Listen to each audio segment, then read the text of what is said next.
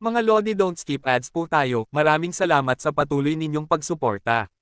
Subaybayan natin ang kwento ng isang kabataang nangarap para sa kanyang mga mahal sa buhay. Mula sa pinakamahina tungo sa pinakamalakas. Alamin natin ang kwento ng kanyang buhay. Kabanata 371 hanggang Kabanata 380. Kabanata 371. Pagkatapos bumalik sa kanyang dorm, tinawagan ni Hansen ang numero ni Wang Fu Pingqing at nakita niya ito sa holographic image. Si Wang Fu Pingqing ay nakasuot ng itim na strap gown.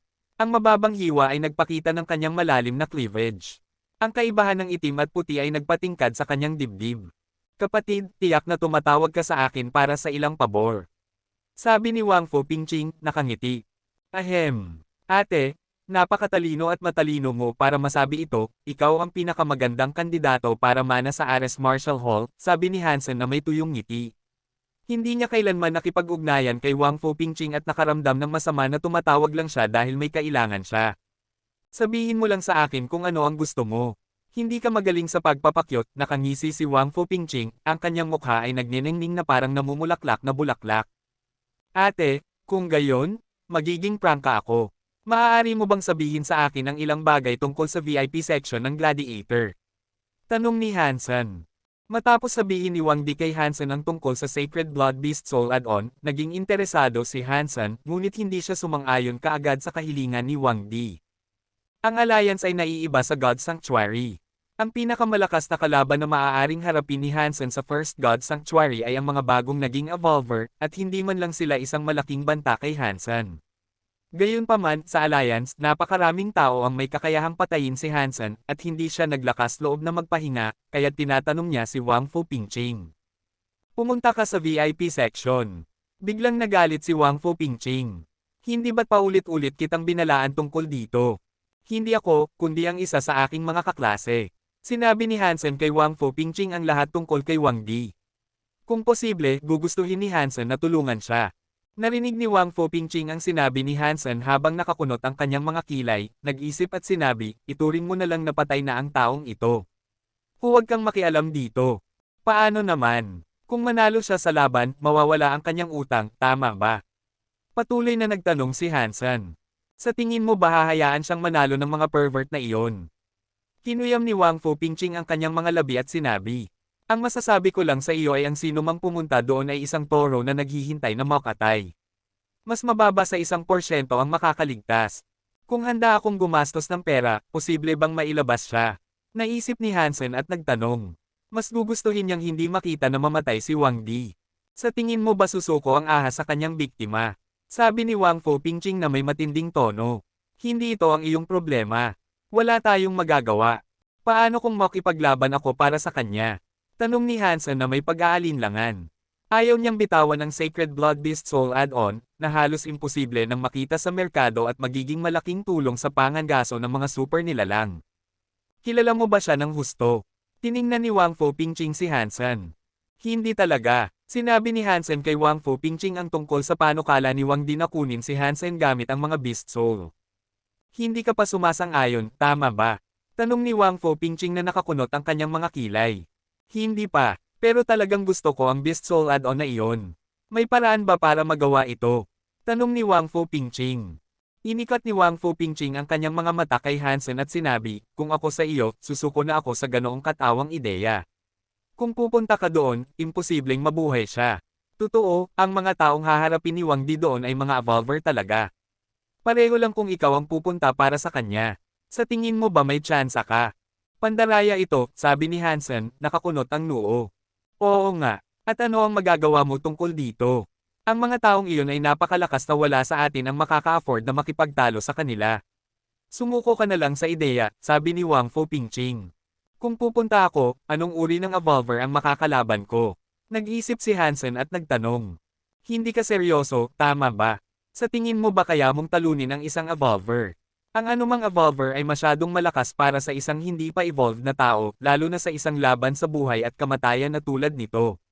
Hindi magdadalawang isip ang iyong kalaban dahil walang sino man ang maglalagay sa panganib ng kanyang sariling buhay. Tiningnan ni Wang Fu Pingqing si Hansen. Kung ang kalaban ay isang bagong evolve, marahil ay mananalo ako, kalmado niyang sabi.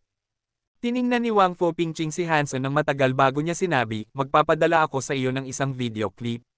Kung sa tingin mo ay kaya mong patayin ang taong ito, maaari kang pumunta. Nakatanggap si Hansen ng video sandali lang. I-click niya ang play at nakita niya ang dalawang lalaki na naglalaban sa isang ring. Ang isang lalaki ay kasing lakas ng isang tore. Siya ay hindi bababa sa 8 talampakan ang taas. Ang sobrang maskuladong katawan ay nagparamdam sa kanya na parang Iron Man mismo. Ang Beast Soul weapon na ginamit ng kanyang kalaban ay nag-iwan lamang ng mababaw na marka sa kanyang balat. Pagkatapos ay itinaas ng maskuladong lalaki ang kanyang kalaban at madaling pinunit ang mahirap na tao na parang pinupunit ang isang manok. Umiulan ng dugo na parang baliw. Ang mga manunood sa labas ng ring ay masayang nagsisigawan, sumisigaw at tumatama sa bakod. Pagkatapos ay sinundan ng isa pang video ang video. Ang bida ay ang sobrang maskuladong lalaki pa rin. Ang kanyang kalaban ay pinugutan ng ulo kaagad sa pagkakataong ito. Lahat ng mga video clip ay halos pareho. Lahat ng kalaban ng lalaking ito ay pinunit-punit ng kanyang mga kamay. Ang pinakamalakas na tao ay tumagal lamang ng kalahating oras sa harap ng lalaking ito bago niya nakamit ang kanyang kapalaran. Sino ang taong ito? Pinatay ni Hansen ang video at tinanong si Wang Fu Pingching. Hindi mahalaga kung sino siya. Ang mahalaga ay kung papasok ka sa laban sa buhay at kamatayan, malamang na siya ang makakalaban mo, sabi ni Wang Fu Pingching. Sa katunayan, medyo nagpapalaki si Wang Fu Pingching. Ang mga pervert ay nasisiyahan sa panunood ng isang madugong at mabagal na pagpatay sa halip na isang sec kill na magiging mas hindi gaanong masaya. Sa makatuwid, kapag naghahanap sila ng kalaban para sa hindi pa evolved, mas gugustuhin nilang pumili ng isang evolver na walang lahat ng kanyang geno points na maxed out. Sa ganitong paraan, ang hindi pa evolved ay magkakaroon pa rin ng ilang pagkakataon na lumaban. Gayunpaman, ang lalaki sa video na ipinakita ni Wang Fu Pingching kay Hansen ay isang nangungunang evolver, sikat sa kanyang kalupitan, kaya't sikat sa mga pervert. Ang lalaki ay hindi para sa bawat hindi pa evolved na tao. Ang dahilan kung bakit sinabi ni Wang Fu Pingching iyon ay upang pigilan si Hansen na ipagsapalaran ang kanyang buhay. Maaari mo bang tiyakin na siya ang makakalaban ko kung papasok ako sa laban? Seryosong tanong ni Hansen. Siyempre, sabi ni Wang Fu Pingching na may determinasyon. Ayaw niyang ipagsapalaran ni Hansen ang kanyang buhay. Sige, napagpasyahan ko na papasok ako sa laban para kay Wang Di. Ang kalmadong mga salita ni Hansen ay nagparamdam kay Wang Fu Pingching na nagulat at hindi makapagsalita. Kabanata 372. Hindi alam ni Wang Fu Pingching kung ano ang mali kay Hansen para gumawa ng ganoong desisyon. Kahit na ang lalaking iyon ay nag-evolve lamang ng 1 o 2 taon na ang nakakaraan at sa makatuwid ay may mababang bilang ng mga geno points sa mga evolver, ang kanyang fitness index ay dapat pa ring nasa paligid ng 40 na lampas sa anumang hindi pa evolved na tao. Ang mga pag-atake mula sa isang hindi pa evolved na tao ay halos walang silbi sa lalaking iyon. Bilang karagdagan, ang lalaki ay nagsanay ng isang hyper-geno art na tinatawag na Iron Jacket na maaaring baguhin ang istrukture ng mga selula ng katawan ng isang tao. Ang gumagamit ay magkakaroon ng hindi kapani-pani walang depensa at hindi man lang masasaktan ng isang sandata. Walang tsansa si Hansen na harapin ang taong ito. Gayunpaman, iginiit ni Hansen na siya ang pupunta. Sa paningin ni Wang Fu Pingching, si Hansen ay baliw. Bakit? Bigyan mo ako ng dahilan, sabi ni Wang Fu Pingching, medyo naiinis. Dahil kaya kung talunin siya, kalmadong sabi ni Hansen. Malakas ang lalaking ito, at kasing lakas ng pagong. Gayunpaman, ang isang bagay na kulang sa lalaki ay ang kanyang bilis. Mas mahalaga, si Hansen ay hindi na ang dating Hansen. Nakakuha siya ng sapat na lakas at kahit isang Super Beast Soul Dagger mula sa sampay na lobo. Matapos makita ang mga video ng lalaki, natitiyak ni Hansen na kaya niyang talunin ang taong ito. Sa katunayan, si Hansen na may kanyang bagong dagger ay ang pinakamasamang kaaway ng lalaki. Malakas ang fitness ng lalaki ngunit mababa ang bilis, na nagpapasaya sa kanya bilang target ni Hansen. Bilang karagdagan, ang fitness level ng lalaki ay hindi masyadong malakas para mapagtagumpayan ni Hansen. Kung si Hansen ang makakalaban ng lalaking ito, maaari siyang ganap na pumasok sa laban. Tinitigan ni Wang Fu Pingching si Hansen nang hindi makapaniwala sa kanyang narinig. Sa tingin mo ba kaya mo siyang talunin? Oo, desidido ang sagot ni Hansen. Sigurado ka bang hindi ka nagkakasakit o lasing? Halos gusto nang buksan ni Wang Fu Pingching ang ulo ni Hansen para makita kung ano ang iniisip niya. Sa kanyang paningin, ang isang hindi pa evolved na tao na nag-aangking kaya niyang talunin ang lalaki ay kasing nakakatawa ng isang langgam na nag-aangking kaya niyang buhatin ang isang elepante. Hindi ako nagkakasakit o lasing. Sobrang gising ako, seryosong sabi ni Hansen. Ate, kung maaari mong tiyakin na ang makakalaban ko ay ang taong ito, 100% akong sigurado na mananalo ako. Pero sigurado ka bang siya ang makakalaban ko? Tinitigan ni Wang Fu Pingching si Hansen at natahimik. Hindi niya mapaniwalaan ang mga sinabi ni Hansen. Gayunpaman, tila hindi nagbibiro si Hansen. Kailangang mag-isip ulit si Wang Fu Pingching. Hindi ka nagbibiro. Gusto ni Wang Fu Pingching na masiguro, tinitingnan si Hansen sa mata. Talagang hindi. Walang sino man ang magbibiro tungkol sa kanyang sariling buhay, seryosong sabi ni Hansen. Sabi ni Wang Fu Pingching, hindi ko alam kung bakit ka biglang naging baliw. Alam mo bang maaari kang mamatay doon? Kapag pumunta ka na, wala nang atrasan. Kung matatalo ka, ang kamatayan lang ang opsyon. Kung manalo ako, makakabalik ba ako ng buhay? Tanong ni Hansen.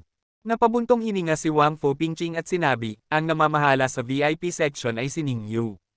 Marahil ay hindi mo pa narinig ang kanyang pangalan, ngunit dapat niyang kilala ang kanyang kapatid, na ang pinsan kong Son of Heaven. Kapatid ng Son of Heaven. Nag-alinlangan si Hansen. Sa katunayan, si Ning Yu ay kambal na kapatid ng Son of Heaven, at hindi ang orihinal niyang pangalan si Ning Yu. Nang sila ay ipanganak, si Ning Yu ay tumimbang ng 8 pounds at malusog.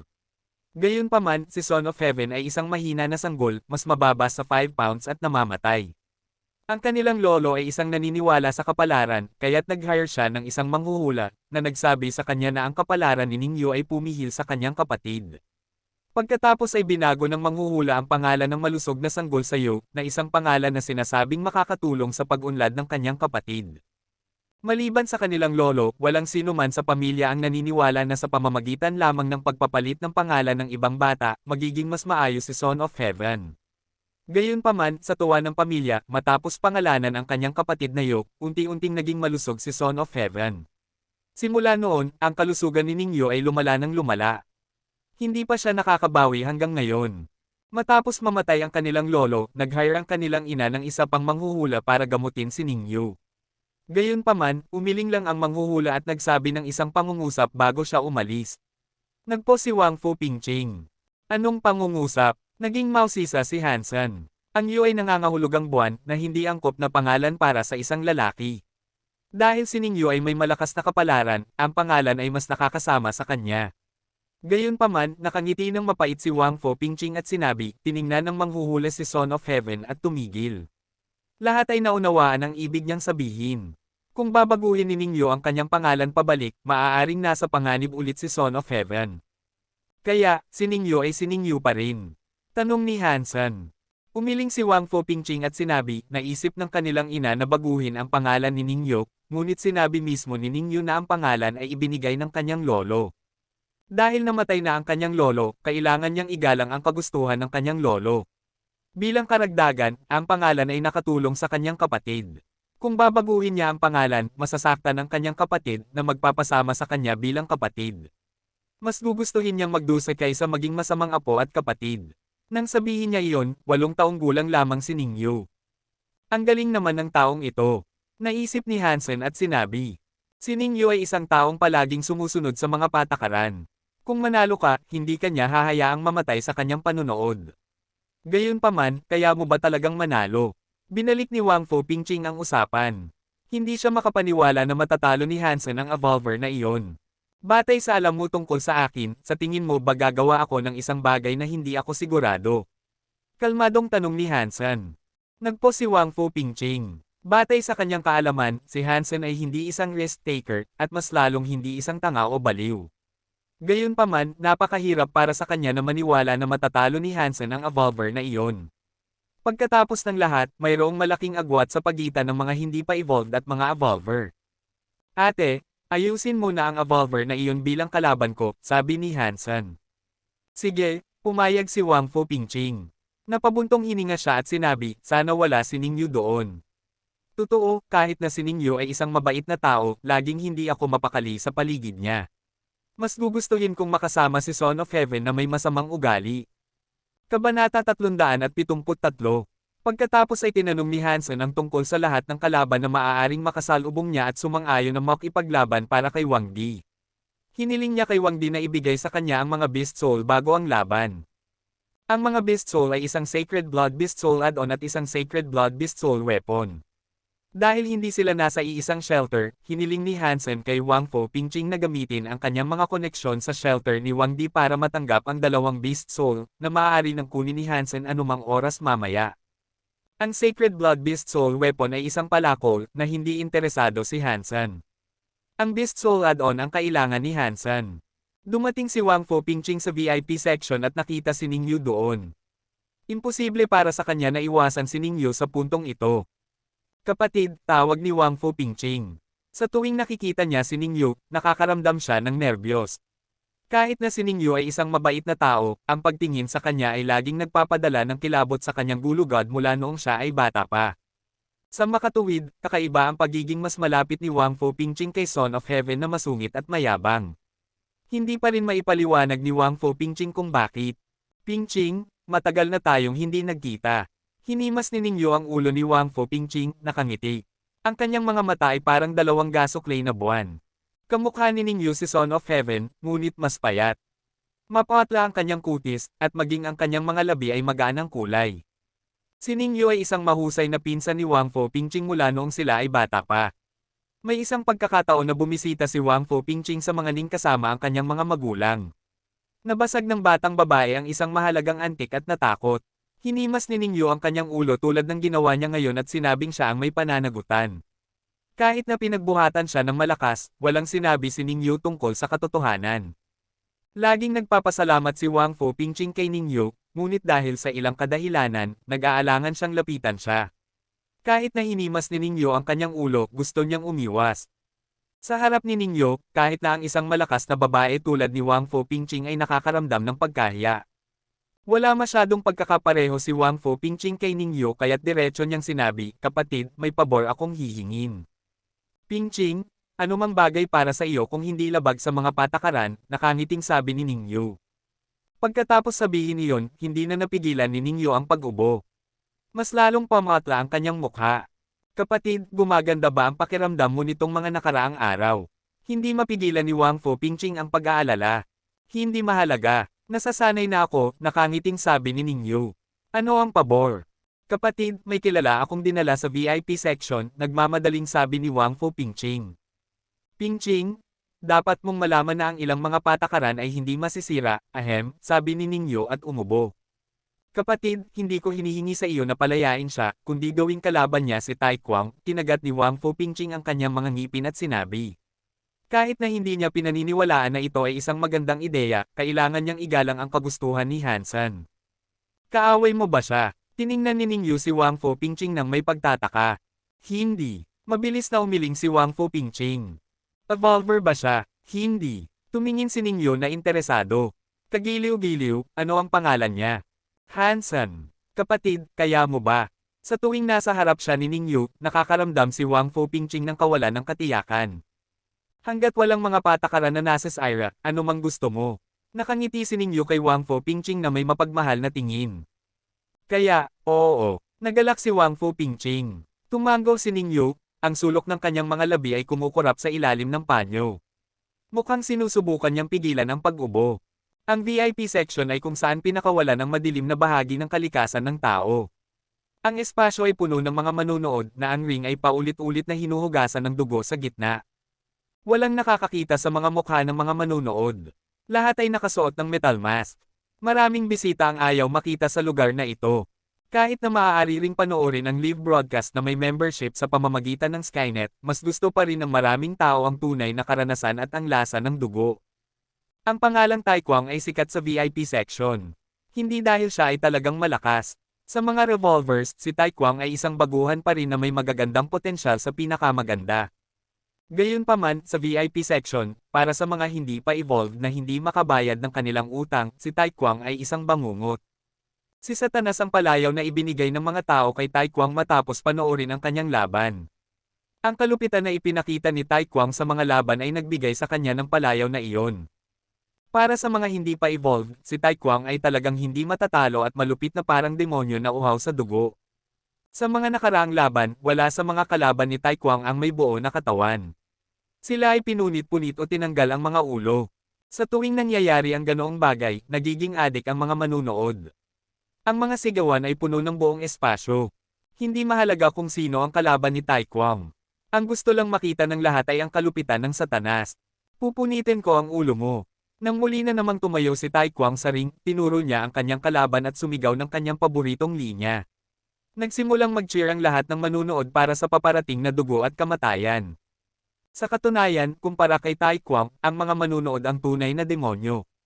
Sa isang silid sa itaas ng ring, si Ningyo ay umiinom ng isang baso ng alak na kasing pula ng dugo sa sopa, tinitingnan ang ring gamit ang kanyang nakangiting mga mata. Hansen. Dapat siya ang taong iyon na kinasusuklaman ng kapatid ko. Asterisk, ulo ng Steel Armor Special Squad, at isang hindi pa evolved na tao. Kagiliw-giliw, pinanood ni Ningyu si Hansen na naglalakad patungo sa ring na may misteryosong ngiti. Kabanata 374. Maraming proseso ang kailangang daanan ni Hansen bago siya opisyal na mag-represent sa Wangdi. Ang pinakamahalagang bahagi ay ang Geno test. Upang matukoy kung si Hansen ay isang hindi pa evolved na tao o isang evolver, kailangan niyang sumailalim sa isang mahigpit na pagsusuri.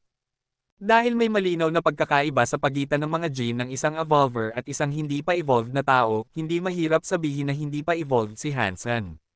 Gayunpaman, ang pagsusuring ito ay hindi makikita ang kanyang fitness level. Sa VIP section, may isa pang panuntunan.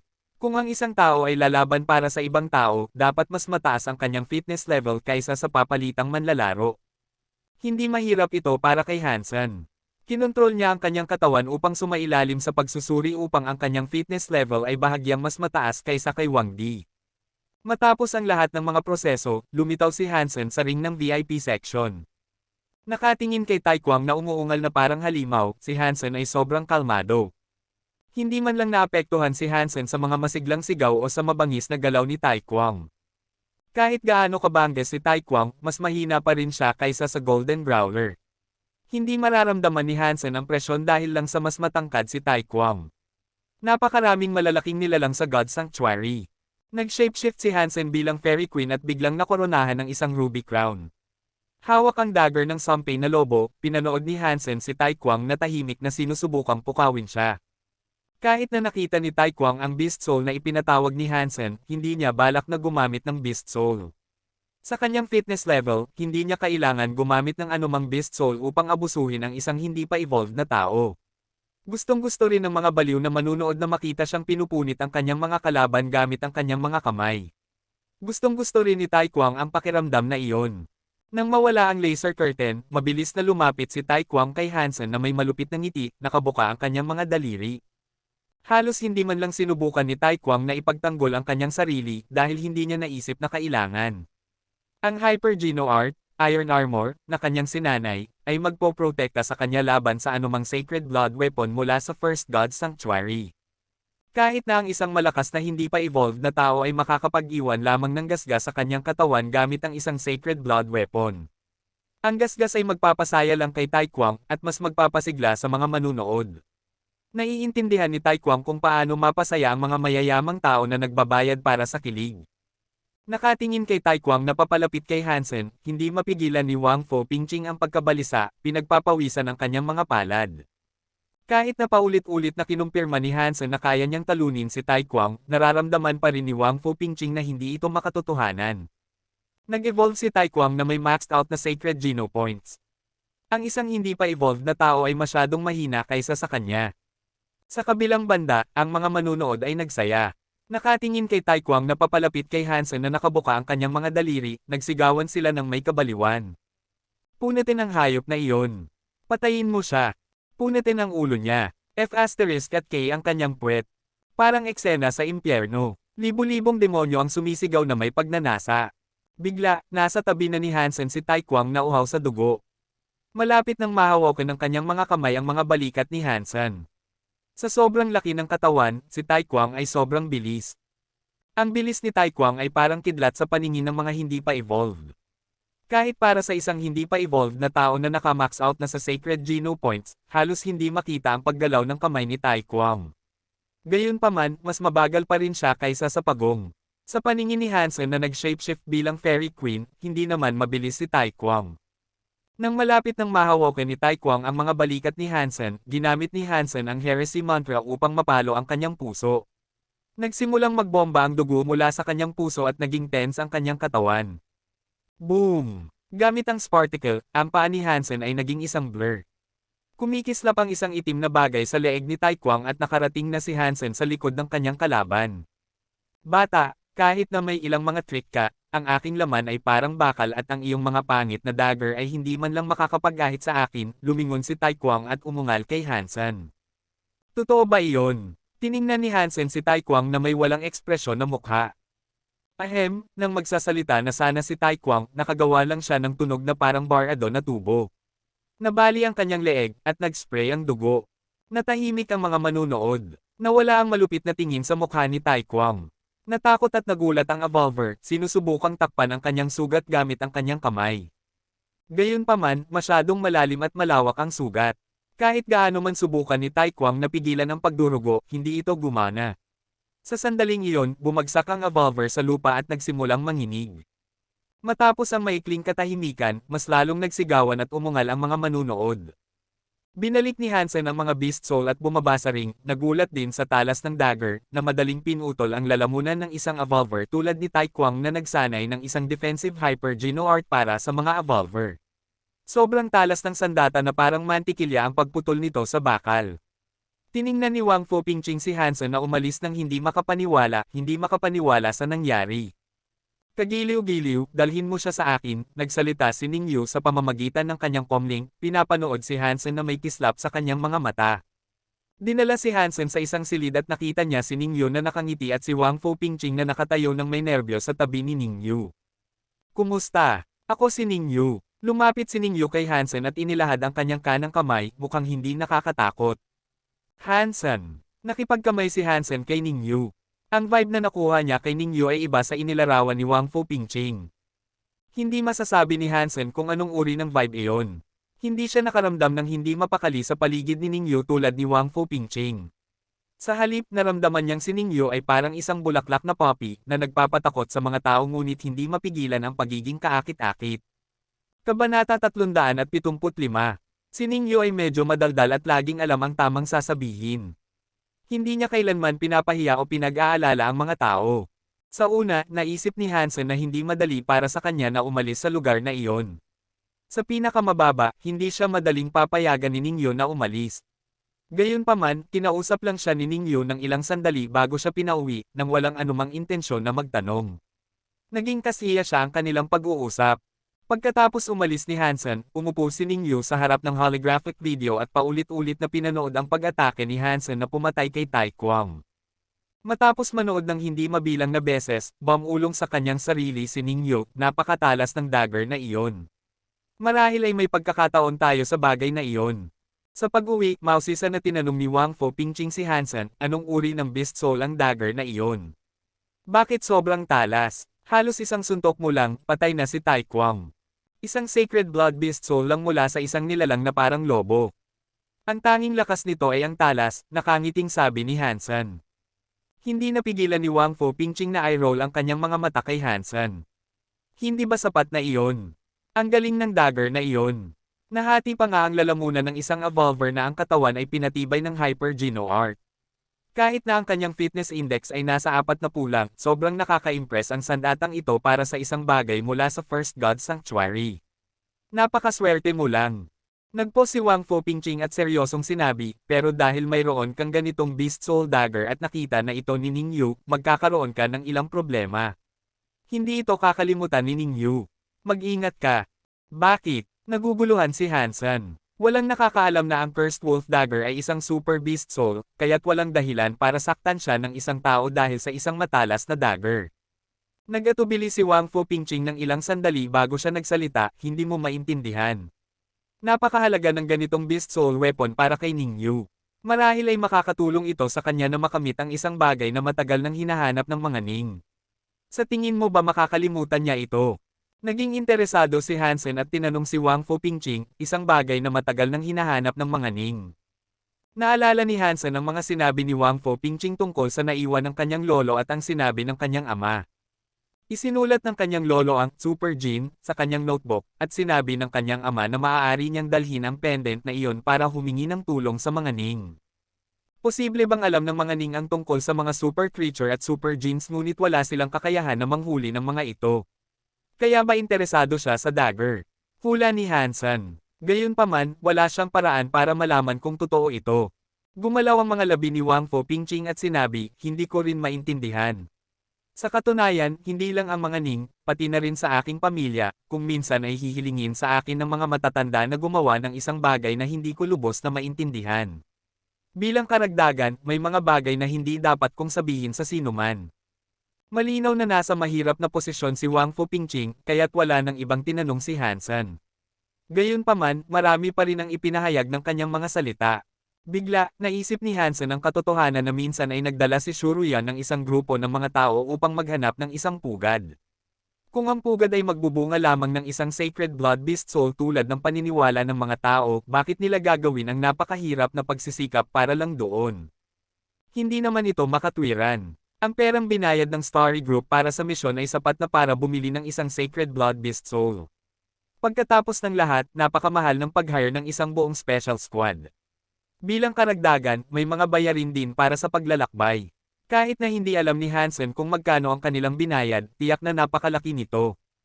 Gayon din, maraming buhay ng tao ang nasakripisyo. Para lang ba sa isang Sacred Blood Beast Soul ang lahat ng iyon? Naisip ni Hansen. Maliban kung hindi nila hinahanap ang pugad para sa isang Sacred Blood Beast Soul, kundi para sa isang Super Beast Soul. Naramdaman niyang may kakaiba pa rin. Mula sa kanyang sariling karanasan, hindi magbubunga ng Super Beast Soul ang itlog kung mababasag. Gayunpaman, maaaring mapisa mula rito ang isang super creature. Kung alam ng Starry Group ang tungkol dito, ano ang magagawa ni Shuruyan at ng grupo ng mga tao dahil hindi nila kayang patayin ang isang super creature? Isang bagay ang tiyak, may alam ang mga Ning tungkol dito. Marahil ay may alam din ang mga Wang Fu. Tungkol naman sa kung gaano karami ang alam nila, wala akong ideya. Kinabukasan nang bumalik si Hansen sa Black Hawk, nakatanggap siya ng imbitasyon mula kay Ning Yun na sumali sa isang hunting campaign na inorganisa ng Starry Group. Sa una, gusto ni Hansen na tumanggi, ngunit nag-alok sa kanya si Ning Yun ng isang bagay na hindi niya matatanggihan matutulungan ng Starry Group si Hanya na makapasok sa isang mamahaling paaralan kaagad bago maging isang aristokrate si Hansen. Ang orihinal na plano ni Hansen ay maging isang sacred blood aristocrat bago siya maglingkod sa militar, na magpapahintulot sa kanya na ipadala ang kanyang kapatid sa isang mamahaling paaralan sa tamang oras. Gayunpaman, sinusubukan ni Hansen na mag-evolve na may maxed out na super geno points. Sa ganitong paraan, hindi siya sigurado kung makakagawa pa rin siya. Sinubukan niya ang lahat ng kanyang makakaya at gumamit ng ilang koneksyon, ngunit wala nang gumana. Dahil sa panukala ni Ningyo, hindi na maitatanggi ni Hansen. Sabay noon, mas nag-iingat si Hansen kay Ningyo, na tiyak na isang manipulatibong tao. Alam niya kung ano ang gusto ni Hansen at inalok niya ito kay Hansen, na nagpahirap kay Hansen na tumanggi sa kanya. Ningyo, kung sinusubukan mong patayin ang isang super creature gamit ang dagger, magiging magandang pagkakataon din ito para sa akin. Kahit na wala ang iyong alok, sasabihin ko pa rin na oo, kaya't nasayang ang iyong kalkulasyon. Tinanggap ni Hansen ang alok ni Ningyo at nakaramdam ng pag-asa. Kung sinusubukan ni Ningyo na patayin ang isang super creature at si Hansen ang may hawak ng tanging sandata na maaaring pumatay ng isang super creature sa First God Sanctuary, mahirap sabihin kung sino ang mananalo. Kabanata 376. Nag-sign si Hansen ng isang kasunduan kay Ningyo. Ang Starry Group ay unang makakapagpasok kay Hanyan, at kailangan ni Hansen na pumunta sa Faith Shelter sa timog ng Steel Armor Shelter upang sumali sa staff ng Starry Group. Nakapunta na si Hansen sa Faith Shelter isang beses nang bumalik siya mula sa Green Shelter, kaya madali lang para sa kanya ang maglakbay doon. Sa ikinagulat ni Hansen, inutusan ni Ningyo ang staff na dalhin ang dalawang Sacred Blood Beast Soul na nakuha ni Hansen mula kay Wang Di sa Faith Shelter. Bilang karagdagan, nag-imbite rin si Ningyo ng ilang malalakas na mandirigma mula sa Starry Group na nasa malapit sa Faith Shelter upang sumama sa kanila. Dahil masyadong malayo si Ningyo mula sa Faith Shelter, hindi siya sasama sa kampanya. Ang leader ay isang tao na ang Sacred Geno Points ay maxed out na tinatawag na Yang Yongcheng. Bilang karagdagan kay Yang Yongcheng, may dalawa pang tao na ang Sacred Geno Points ay maxed out. Ang iba ay may mataas na bilang ng Sacred Geno Points din. May kabuuang 8 tao kabilang si Hansen na nagbigay sa kanya ng pagkamangha sa lakas ng Starry Group. Hindi sinabi ni Yang Yongcheng kay Hansen kung saan sila pupunta o ano ang kanilang target. Hindi na nagtanong si Hansen, ngunit sumunod na lang siya sa grupo papunta sa bundok. Mukhang hindi nagustuhan ni Yang Yongcheng at ng iba pa si Hansen na naiintindihan ni Hansen. Pagkatapos ng lahat, hindi siya bahagi ng story group. Ang paghingi ng tulong mula sa isang dayuhan ay tiyak na nakakahiya sa kanilang paningin. Wala naman itong pakialam kay Hansen. Wala siyang interes sa kanyang mga kasama. Ang tanging naiisip niya ay ang Beast Soul add-on na nakuha niya mula kay Wang Di. Ang Sacred Blood Beast Soul add-on ay tinatawag na Evil Thunder. Ito ay isang bagay na maaaring gamitin sa mga tao. Sinubukan ito ni Hansen at natagpuan na kahit na makakaranas siya ng pangangalay pagkatapos gamitin ang Beast Soul, hindi nito sasaktan ang kanyang katawan, ngunit mapapataas nito ang kanyang pain threshold ng malaki. Kasabay nito, ang kanyang lakas at bilis ay lubos na pinahusay. Masaya si Hansen sa resulta. Kahit na hindi maganda ang mawalan ng pakiramdam sa sakit, ang pagbuti ng kanyang fitness ang pinakamahalaga para kay Hansen. Sinubukan ni Hansen na gamitin ang lahat ng mayroon siya kasama ang Beast Soul add-on at umabot siya sa fitness index na humigit kumulang 35. Dahil sa maraming Super Geno points na nakuha, ang fundamental na fitness level ni Hansen ay abnormally high. Ang isang average na hindi pa evolved na tao na may maxed out na mutant Geno points ay may fitness index na nasa paligid ng 10 hanggang 15. Ang isang tao na may maxed out na Super Geno points ay may fitness index na nasa paligid ng 15 hanggang 20. Gayunpaman, umabot si Hansen ng 25 nang walang tulong mula sa labas. Tinatayang makakabot siya ng 30 kapag na-maxed out ang kanyang Super Geno points.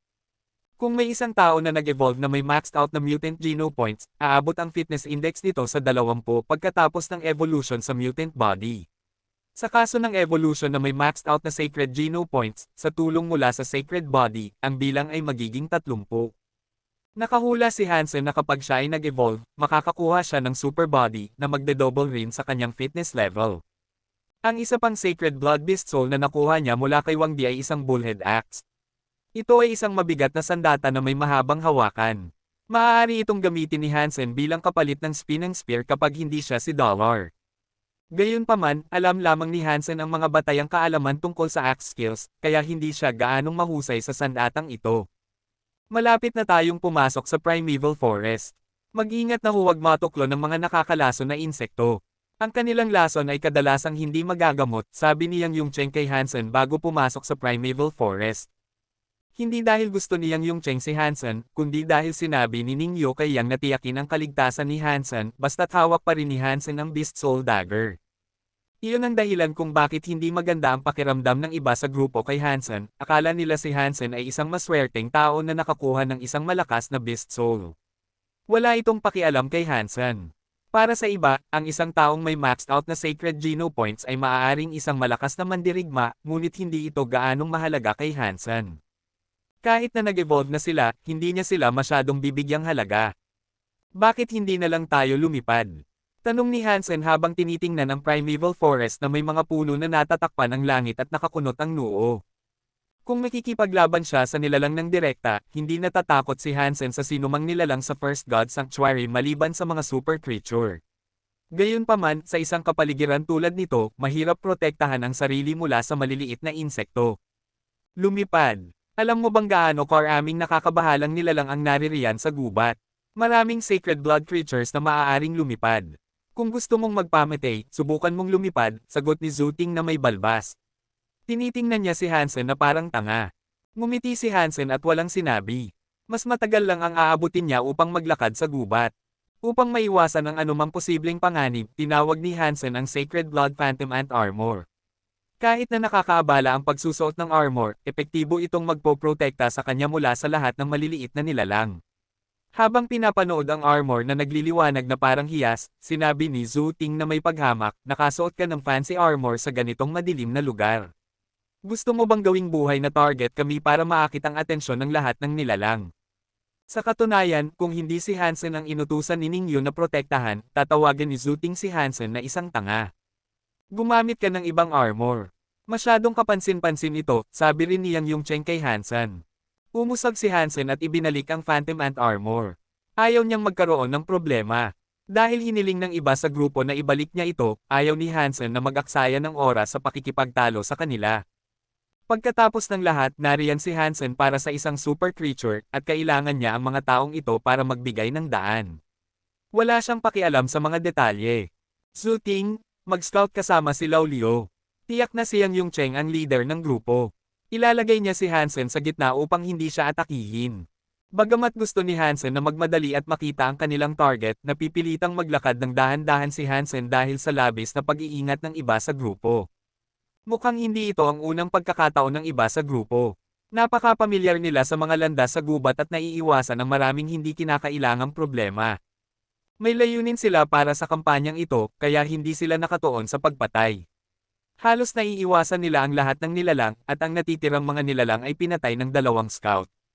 Sa loob ng wala pang 2 araw, nakarating ang grupo sa isang malaking bundok. Ang mga mukha ng lahat ay naging seryoso at lahat ay tumingin kay Hansen. Mr. Han, ang target natin ay nasa bundok, ngunit hindi ito madaling target. Dito ka lang at ilalabas namin ito. Humanap ng pagkakataon upang masaktan ito. Tandaan, kaligtasan muna, sinabi ni Yang Yongcheng at pagkatapos ay inutusan si Zhu Ting, samahan mo si Mr. Han.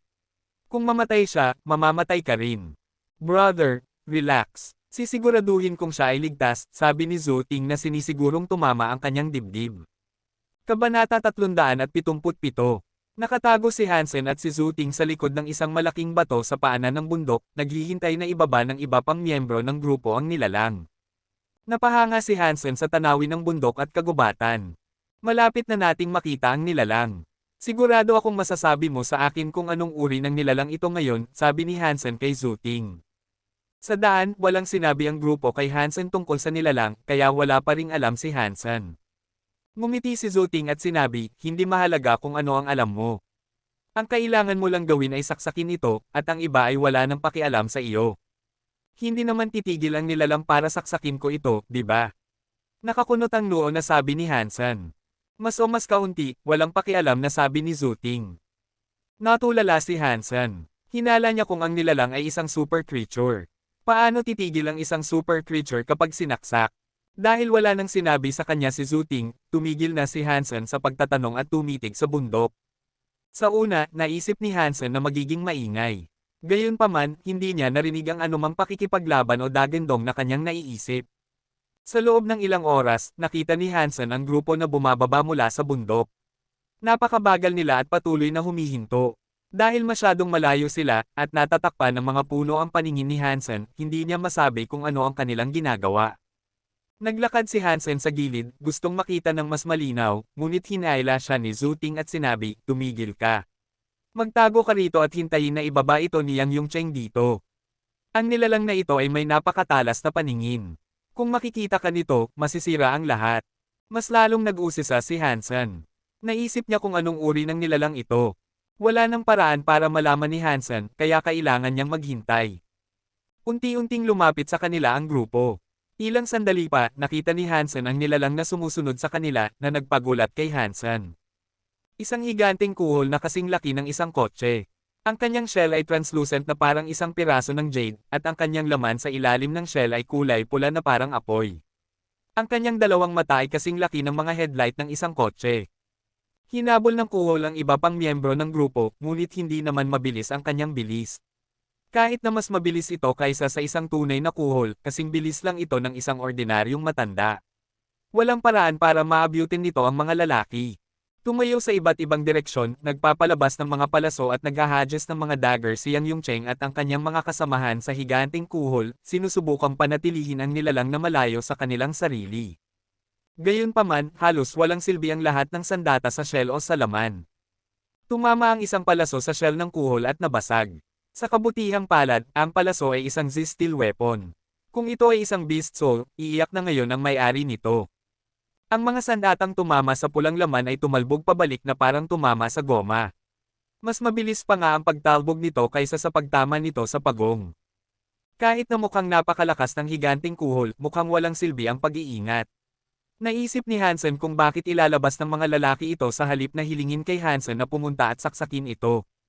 Kahit na naguguluhan si Hansen, alam niyang may dahilan ang grupo sa paggawa nito. Kaya, mahinahon na naghihintay si Hansen. Manatili ka, hintayin mong ibaba ng mga ito ang nilalang sa tabi ng malaking bato. Samantalahin ang pagkakataon na saksakin ito ng isang beses.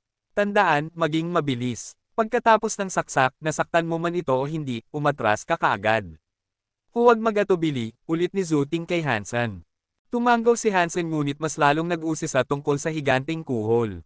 Naisip ni Hansen kung ano ang mga kakayahan nito na nagpapatakot kay Zhuting.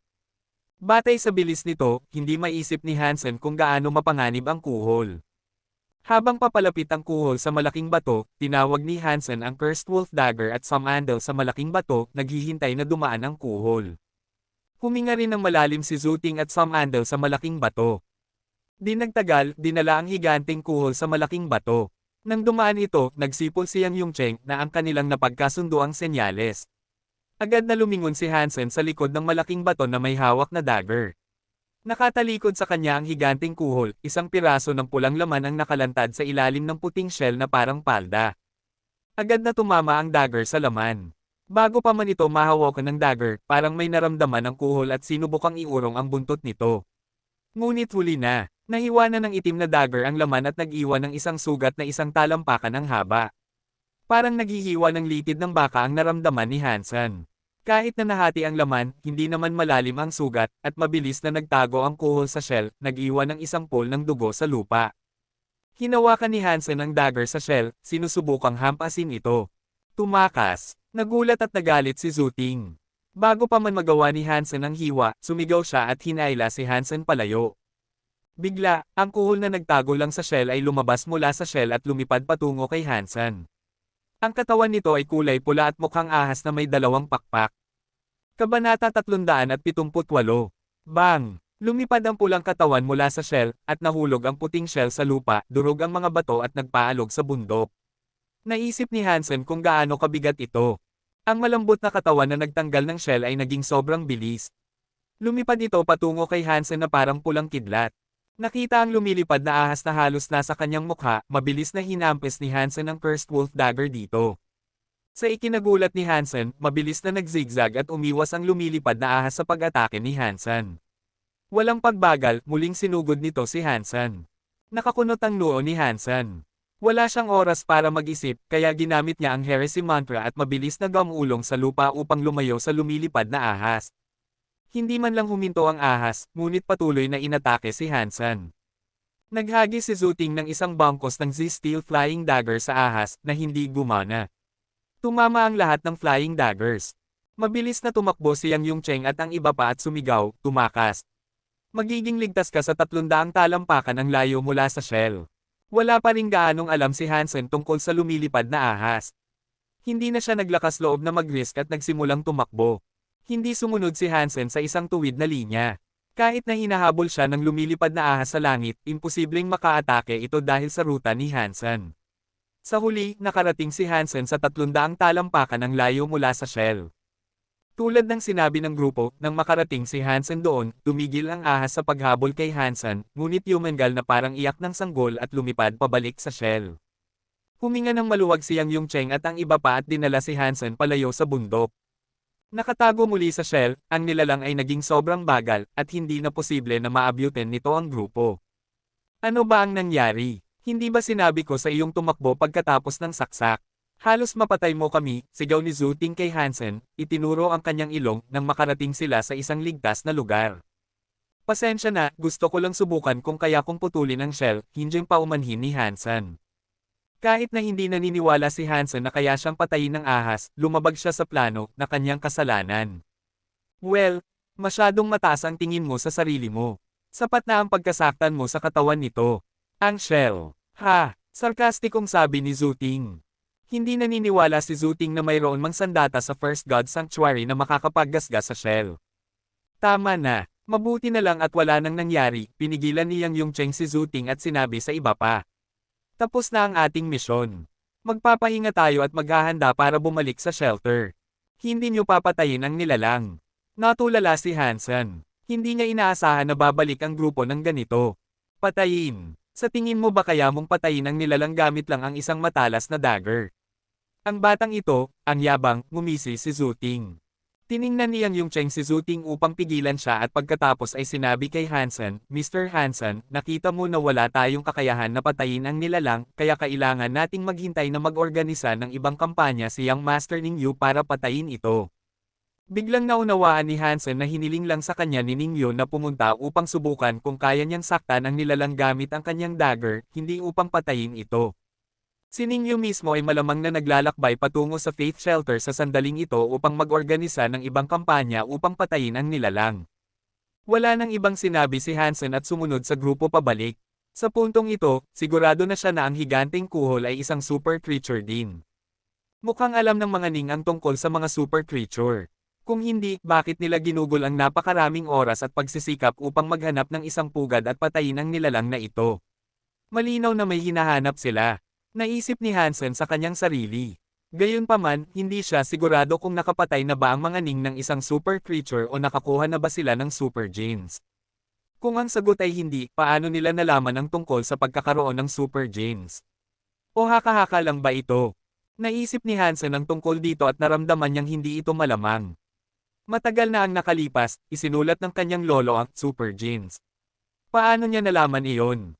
Noong panahon ng kanyang lolo, kakapasok lang ng tao sa God Sanctuary at medyo mababa ang bilang ng geno point ng mga tao sa pangkalahatan. Mahirap para sa kanila na manghuli ng mga sacred blood creature o kahit ng mga mutant creature. Kaya, paano niya nalaman ang tungkol sa super genes? Ano ang kinalaman nito sa Starry Group at sa mga Ning? Wala nang sagot si Hansen. Palagi niyang naisip na kapag naging sapat na ang kanyang lakas, makagaganti siya sa kanyang ama at masakit na tatamaan ang Starry Group. Gayunpaman, hindi kasing simple ng kanyang iniisip ang mga bagay. Pagkatapos umalis sa Primeval Forest, huminga ng maluwag ang iba pang miyembro ng grupo. Kahit na may sorpresa sa misyon, maayos ang biyahe, at makakabalik sila kay Ningyo na may kasiya siyang sagot. Si Zuting lang ang patuloy na nagrereklamo tungkol sa mga pag-uugali ni Hansen na nakakainis. Sa oras ng pagkain, nangaso si Zuting ng isang mutant creature at inihaw ang karne. Kahit na isang hanggal si Zuting, mayroon siyang magagaling na kasanayan sa pagluluto. Mas masarap ang inihaw na ginawa niya kaysa sa kayang gawin ni Hansen. Malambot at makatas ang karne, talagang top-notch. Hindi inaasahan ni Hansen na ang nakakainis na kasamahan na ito ay may ganitong kasanayan. Gayunpaman, mukhang alam na alam ng iba pang miyembro ng grupo ang lakas ni Zuting. Marahil ay ilang beses na nilang natikman ang inihaw niya. Nagkukwentuhan ng grupo habang kumakain. May ilan pa nga na naglabas ng mga bote ng alak. Pagkatapos kumain ng ilang kagat si Hansen, nagsimula siyang makaramdam ng kakaiba.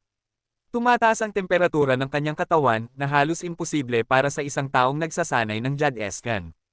Kung mangyayari ito, nangangahulugan itong may mali sa kanyang katawan.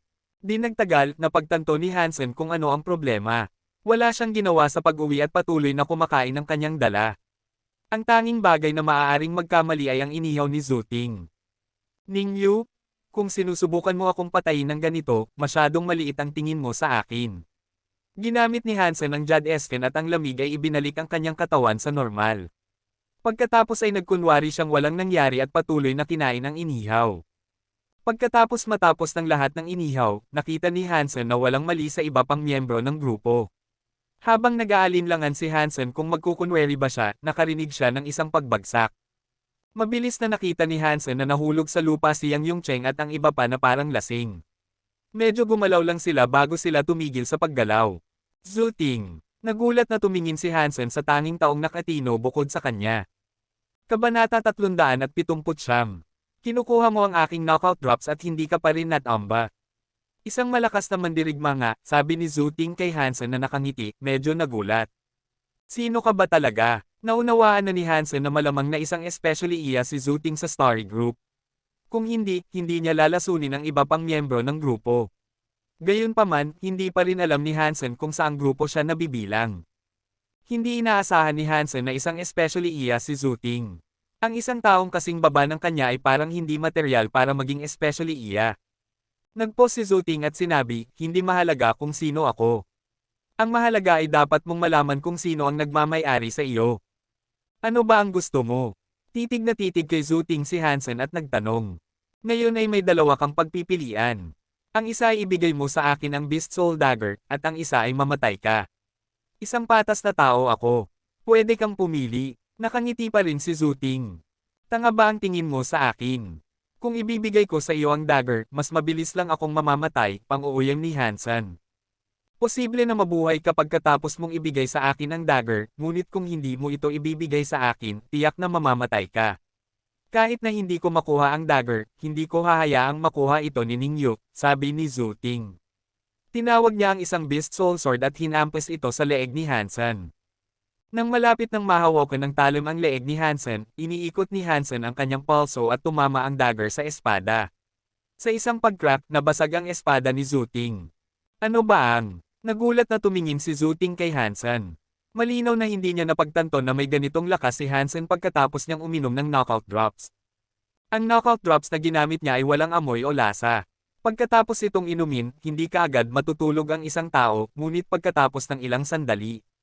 Ang gamot ay isang lihim ng pamilya na hindi pa nabibigo kay Zhu Ting noon. Binabad ni Zhu Ting ang inihaw sa gamot at pinanood si Hansen na kumakain ng karne. Imposible lang na hindi maapektuhan si Hansen. Hindi gaanong nag-isip si Hansen at sinaksak ang dagger kay Zhu Ting. Para sa isang taong gustong patayin siya, hindi magkakaroon ng awa si Hansen. Mabilis at malakas ang pag-atake, ngunit gumalaw si Zhu Ting sa isang hindi kapani-paniwalang anggulo at umiwas sa dagger. Parang nakita na ni Hansen ang footwork na ito sa isang lugar noon. 7 twists. Isa ka ba sa mga Chen? Agad na naalala ni Hansen kung saan niya nakita ang footwork ni Zhu Ting. Ginamit ni Chen Ziken ang parehong teknik noon. Alam mo ba ang tungkol sa mga Chen at 7 twists? Parang nagulat din si Zhu Ting. Hindi niya inaasahan na makikilala ni Hansen ang kanyang footwork. Kaya, isa ka nga sa mga Chen. Tanong ni Hansen. Hindi mahalaga kung totoo iyon. Pwede mong sabihin sa akin kung ano ang koneksyon mo sa mga Chen. Kung maswerte ka, marahil ay ililigtas ko ang buhay mo, mahinang sabi ni Zhu Ting. Gustong-gusto kong malaman kung paano mo makuha ang buhay ko, sabi ni Hansen. Maraming uri ng lakas sa mundo. Ang paggamit ng droga ay isa sa mga ito na ang aking specialty. Nalasan ka na ngayon sa aking droga at mamamatay ka anumang oras, sabi ni Zhu Ting. Mukhang hindi gumana sa akin ang iyong droga, sagot ni Hansen. Ngayon dapat mong isipin kung paano mo ako mapapatawad. Ngumiti si Zhu Ting at sinabi, sa tingin mo ba nakaka-impress ang hindi mo pagkatumba? Ang gamot na iyon ay para lang patulugin ka. Ang lason na pinag-uusapan ko ay hindi katulad niyan.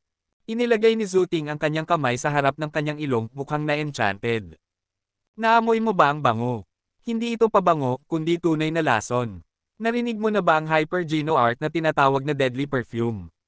Nagpapaunlad ito sa gumagamit ng mga genes na gumagawa ng lason.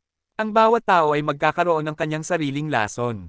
Kaya kahit na nagsanay ka rin ng deadly perfume, hindi mo magawa ang antidote ng aking lason. At sa pagkakaalam ko, ako lang ang nakaligtas pagkatapos mag-practice ng deadly perfume na ngayon ay isang ipinagbabawal na teknik. Hindi ako naniniwala na kaya mo akong lasonan ng isang amoy, kalmadong sabi ni Hansen. Sa una hindi ko kaya, ngunit dahil nalasan ka na ng knockout drops, ilalabas nito ang deadly perfume sa iyo, nakangiting sabi ni Zhu Ting. Kaya, patay na ba ako? Tanong ni Hansen. Pwede mo bang sabihin sa akin kung sino ka? Hindi naman kailangang mangyari iyon. Dahil kaya kong gumawa ng lason, kaya ko ring gumawa ng antidote kung ibibigay mo sa akin ang Beast Soul Dagger, hahayaan kitang mabuhay, kumislap ang mga mata ni Zhu Ting at sinabi. Paano ako maniniwala sa iyo? Tanong ni Hansen. Ikinalat ni Zhu Ting ang kanyang mga kamay at sinabi, sa katunayan, hindi na kailangang patayin kita. Pagkatapos ng pangyayaring ito, hindi na posible para sa akin na manatili sa Starry Group. Ang pagpatay sa iyo ay walang magagawa para sa akin. At kung wala ang dagger, wala kang halaga sa akin. Paano kung ayaw kong ibigay sa iyo? Kalmadong sabi ni Hansen. Tiningnan ni Zhu Ting si Hansen mula ulo hanggang paa at biglang tumawa. Sa katunayan, pwede rin tayong magtulungan. Ano ang inalok sa iyo ni Ningyu? Pareho ang kaya kong ialok sa iyo at ililigtas kita sa aking lason. Ano sa tingin mo sa mga kondisyong ito? Kailangan ko pa ring itanong, paano ako maniniwala sa iyo? Mahinang sabi ni Hansen. Sinusubukan lang niyang malaman ang mas maraming impormasyon hanggat maaari. Wala namang gaanong epekto sa kanya ang lason dahil sa Jadescan. Dapat mong malaman na nang gamitin ko ang espada sa iyo, hindi ko sinusubukang patayin ka. Bluff lang iyon, sabi ni Zhu Ting. Wala nang sinabi si Hansen. Malinaw na alam niyang hindi ginamit ni Zhu Ting ang tunay na lakas. Gayunpaman, isang sacred blood sword ang espada, kaya pinutol pa rin ni Hansen ito sa kalahati. Okay. Sasabihin ko sa iyo ang isang bagay na hindi mo alam.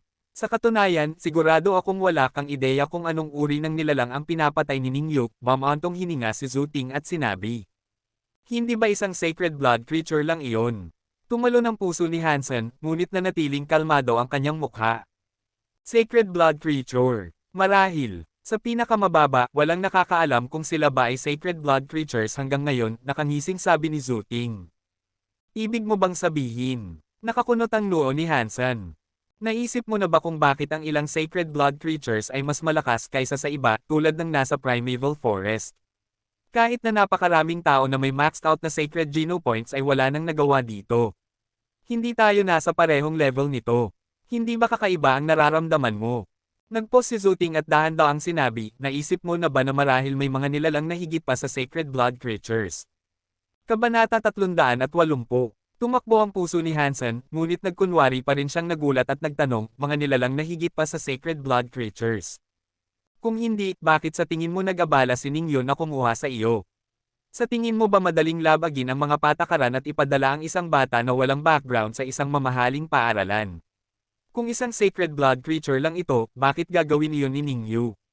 Hindi sumagot si Zuting ngunit nagtanong. Naisip ko na iyon, ngunit halos imposible na maniwala na mayroong ibang antas na higit pa sa sacred blood. Walang ganong impormasyon sa Alliance, patuloy na nagsisiyasat si Hansen. Kakapasok lang natin sa God Sanctuary nang wala pang 2 siglo. Lahat ng bagay sa God Sanctuary ay bago pa rin sa atin. Malalaman lang natin kung mayroong mas mataas na nilalang pagkatapos nating patayin ang isa. Gusto ng Alliance at ng mga Ning na malaman iyon. Dahil hindi nila ito nakita, paano mo nalaman na dapat mayroong mas mataas na nilalang? Tanong ni Hansen. Ngumiti si Zuting at sinabi, hindi mo kailangang malaman ang tungkol doon. Ngayon ay may 3 pagpipilian ka, isuko mo sa akin ang Beast Soul Dagger, o patayin mo ang nilalang kasama ko, o mamatay ka sa lason. Matatalino ka at dapat mong malaman kung paano pumili. Kahit na hindi ako matalino, alam ko kung paano pumili, nakangiting sabi ni Hansen at lumapit kay Zuting. Ayaw kong patayin ka, ngunit huwag mo akong itulak. Kung wala ako ng dagger, hindi ko hahayaang makuha ito ng mga Ning. Naging malamig ang mga mata ni Zuting, nakatitig kay Hansen.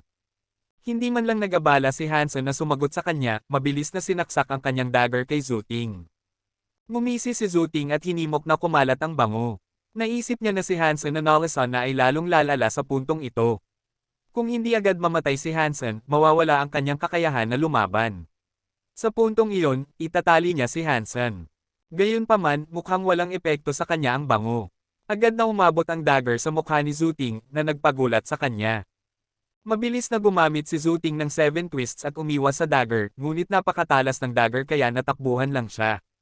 Natulala si Zuting. Hindi lang nabigo ang kanyang bango kay Hansen, hindi rin siya nailigtas ng kanyang 7 twists mula kay Hansen. Di nagtagal, nalaman niyang imposibleng tumakas. Bilang karagdagan, nalaman ni Zuting na mas mahirap at mas mahirap para sa kanya na gumalaw. Di nagtagal, napasandal siya sa isang sulok.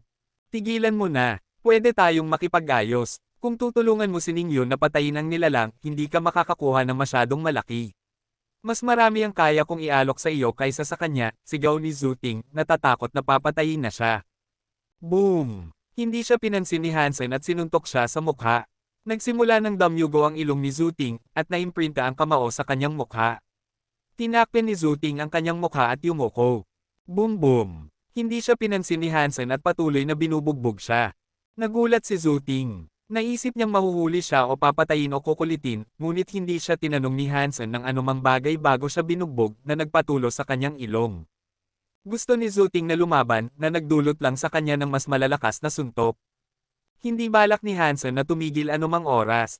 Patuloy na tumatama ang kanyang mga kamao kay Zuting, masakit ang puwersa sa mga panloob na organo ni Zuting na nagpapasigaw sa kanya na parang baboy.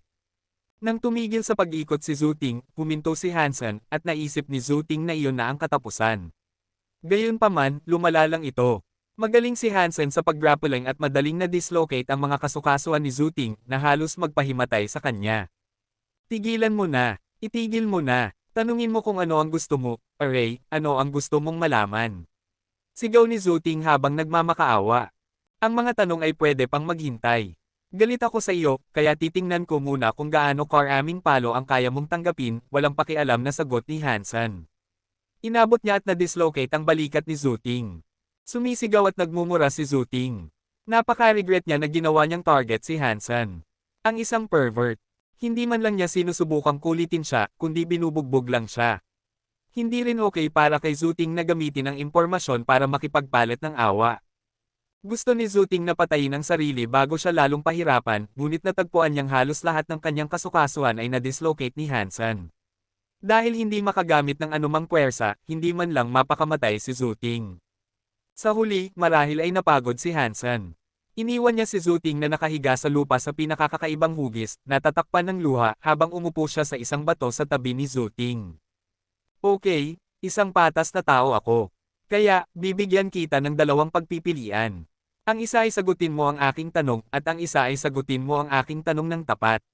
Pumili ka para sa iyong sarili, seryosong tumingin si Hansen kay Zuting at sinabi. Aba, gumawa ng kakaibang tunog si Zuting gamit ang kanyang mga labi na gumagalaw ngunit hindi siya makapagsalita. Nalulungkot siya at naisip na dislocate mo ang aking panga at hiniling mo sa akin na sagutin ang iyong tanong.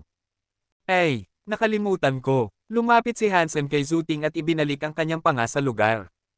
Pervert, naisip ni Zuting ngunit hindi siya naglakas loob na magsalita.